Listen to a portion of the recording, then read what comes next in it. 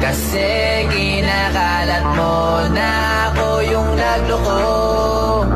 Tama ba yan?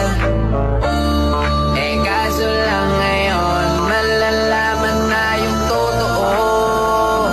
Patay ka dyan! Naglolo ka rin naman! Hindi ka pa nagpatuli!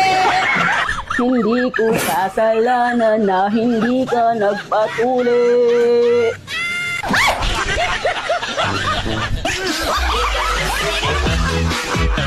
Anong ginawa mo dito? Nanggugulo ka eh! Kung ako ang jowa mo, aalagaan kita tulad ng halaman. Didiligan kita ng 3 beses sa isang araw. Pwede magtanong, Ano po yun? ano tuyo na? Sobra.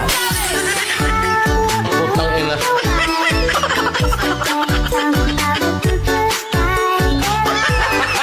Gago!